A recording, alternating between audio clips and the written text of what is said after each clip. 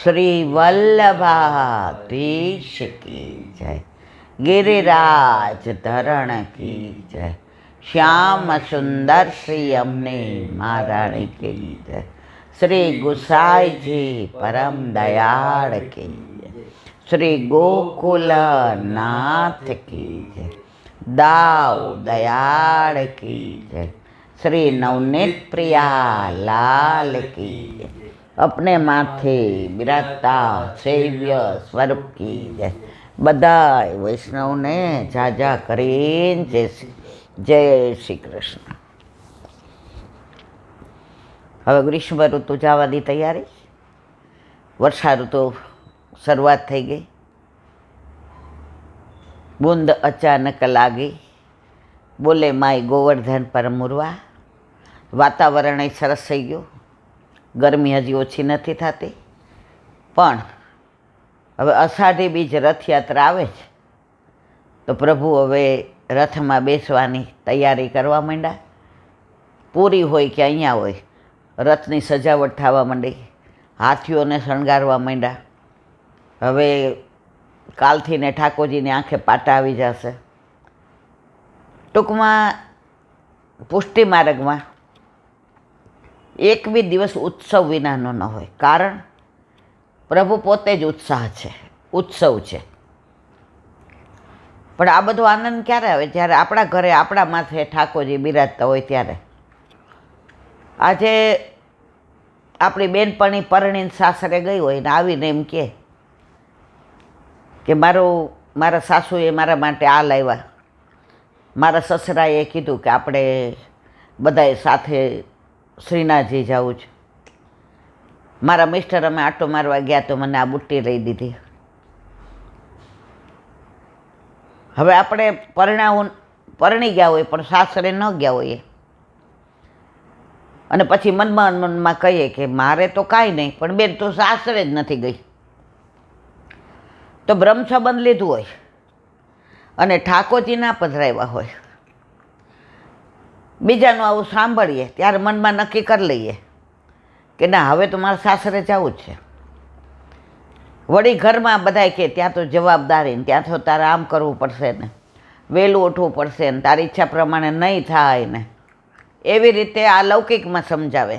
એમ અલૌકિકમાં દુસંગ લાગે એટલે કે ગળાબંધળી થઈ જશે, ક્યાંય જવું હશે તો ઠાકોરજીને ભેગા લઈ જવા પડશે, કાં સવારે વહેલા ઉઠીને કરવું પડશે, 4 દિવસ ટાઈમનું પાળવું પડશે, ધ્યાન રાખવું પડશે, એટલે પાછા આપણે હતા ધ્યાન ત્યાં।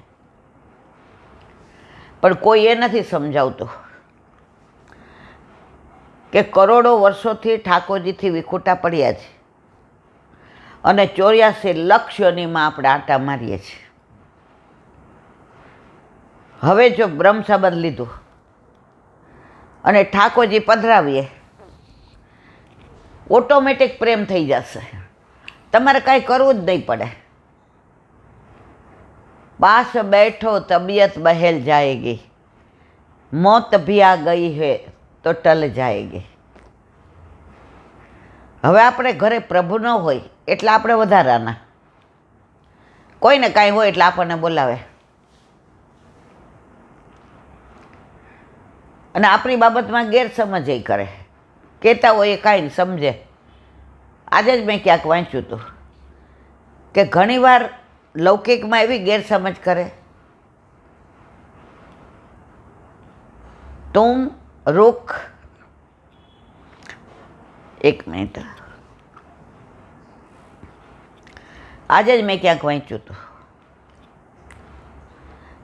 કે ઠાકોરજી ઘરમાં ના બિરાજતા હોય તો તમારો ને પ્રભુની સાથેની જે તન્મયતા હોય, પ્રેમ હોય, એ સિદ્ધ જ ન થાય।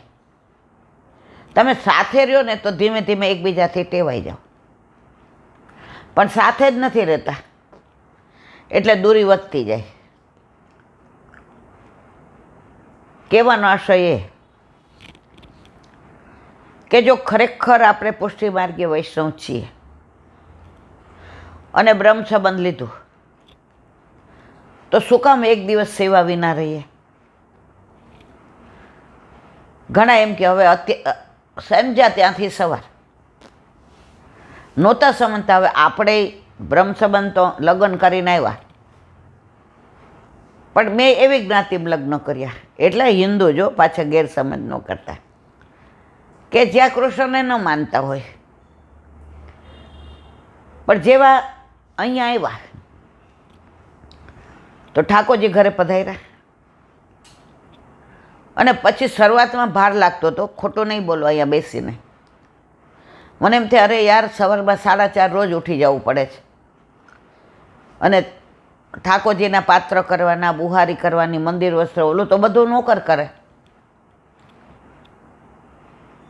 ઠાકોરજીનું દૂધથી માંડીને બધું કરવાનું. પ્રભુએ બધી વ્યવસ્થા કરી દીધી કે તારે 7:30 હવે જવાનું જ નહીં, જ્યારે ઉઠવું હોય ત્યારે ઉઠવાનું, નોકરી છોડાવી દીધી. ઘરમાં જે પાત્ર અનુકૂળ નહોતું એને પરદેશ મોકલી દીધો. એટલે તમારે તમારી ચિંતા કરવાની જરૂર નથી. પણ ક્યારે? ઘરમાં ઠાકોરજી બિરાજતા હોય ત્યારે. આ ઓલા બેન જેવું, ઠાકોરજીને જ પધરાવવા, પણ મનોરથ કરવા છે. મેં કીધું તમે સાસરે ન ગયા હો તો આણું કેવી રીતે થાય? તમે સાસરે ન ગયા તો ખોળો કેવી રીતે ભરાય? આ તો એવી વાત છે. એ આમ એને પૈસાનું બધું આમ મોટી મોટી કરતા હતા. એવા હતા હોય જો, તુલસી સંસાર મેં भात भात के लोग, सबसे हिलमिल चाहिए नदिया नाव संजोग. ઓલા સરયુ કિનારે એક બાવો રહેતો હતો, કહેવાય બાવો પણ હતો, નામ જ બાવા હતા. પણ હમણાં એની લીલા કહું ને એટલે આપણને માન થઈ જશે.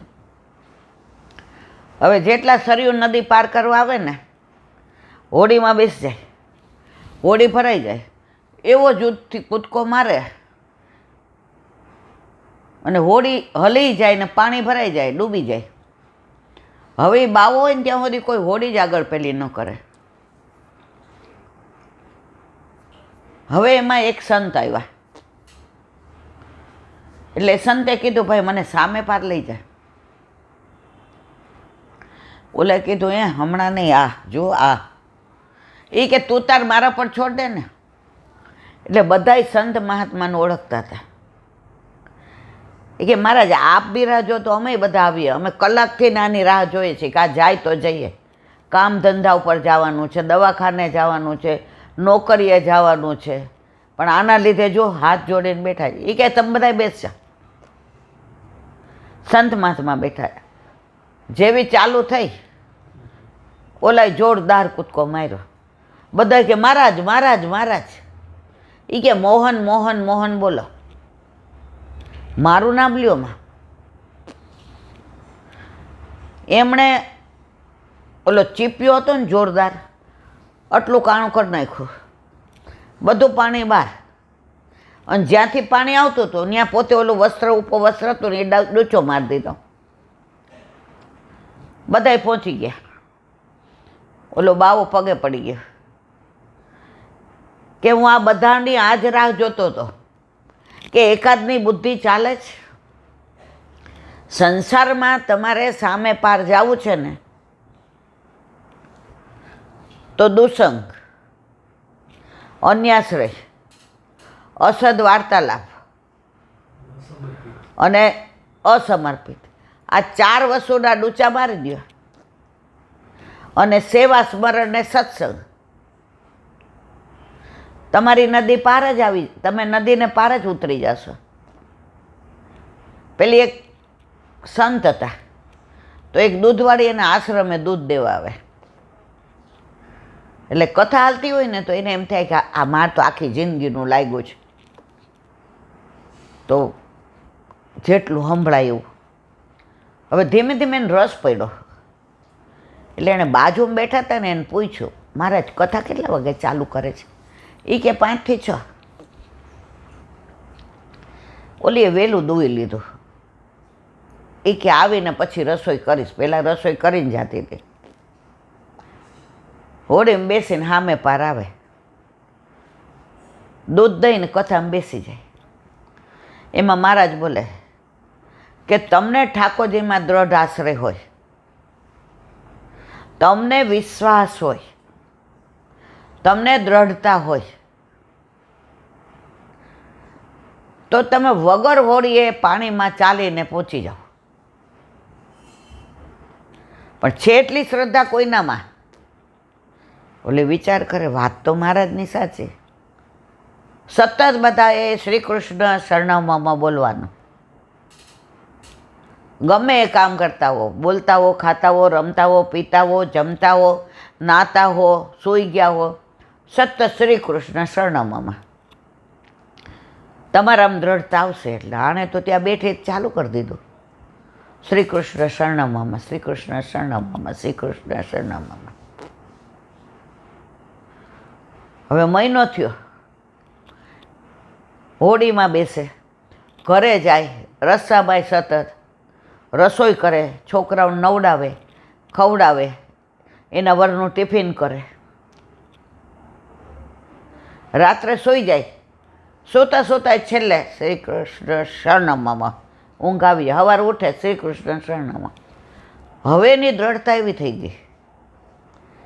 મહારાજ તો ઉપદેશ કરતા હતા, જીવનમાં નહોતા ઉતારતા. આને દ્રઢતા આવી ગઈ કે મહારાજ રોજ નવા પ્રસંગ કહે છે. એક દિવસે બરસાનાની વાત નીકળી, એટલે મહારાજે કીધું કે બરસાના નામ કેમ પડ્યું? વરસાના પેલા વૃષભાનપુર હતો, રાધાજી પધાર્યા પછી બરસાના. કે તમે વરસમાં એકવાર જાઓ ને તો એ વર્ષે જ રાખે, તમારે પછી વિનંતી કરવાની જરૂર ને, એની દ્રષ્ટિ પડવી જોઈએ તમારા ઉપર. હવે ઠાકોરજીને એમ થયું કે બધી સખીઓ આટલા બધા વખાણ કરે, બધા બરસાના જાય, મારે એક રાત બરસાના રહેવું છે, રાતના દિવસ. એની સવાર કેવી, એની બપોર કેવી, એની સાંજ કેવી, એની રાત કેવી, એના માણસો કેવા, એની ગાય દોવાની, એની ખીરક, એમનો મહેલ, એમની સખીઓ, એમના ખેલ. એટલે એમણે લલિતાજીને કહ્યું કે મારે આવી રીતે મારા તમારો મેળ ન પડે. એ કે કાંઈક રસ્તો કાઢને લલી, એ કે સખી બનીને આવો તો તમારે મેળ પડે, અને એકવાર આવી જાઓ તમે, પછી અમારા લાડલીજીની દ્રષ્ટિ તમારા ઉપર કાયમ રહે છે. ઠાકોરજી કે બસ પાકું. ઘરે ગયા, રાતના ઊંઘ ન આવી કે સખી વેશ ધારણ કેમ કરું. વહેલા ઉઠી ગયા. હવે જશોદા મૈયા તો લાંબા પોળા ને એમનું તો કાંઈ એમને થાય નહીં, ચોળી કે કાંઈ. જાતે જાતે પોતે પોતાનો જે ઉપરણો ને નીચે પિતાંબર હતું, પિતાંબરની બનાવી સાડી અને ઉપરણાની બનાવી દીધો ચણિયો, અને ઉપર ચોડી ઓલું ઉપવસ્ત્ર હતો એને થઈને કરી દીધી. આંખમાં આંજણ આંજવા જાય, આવડે નહીં એટલે પાછું બધું આંજણ આવે. નાકમાં નકવેસર લગાવવા જાય,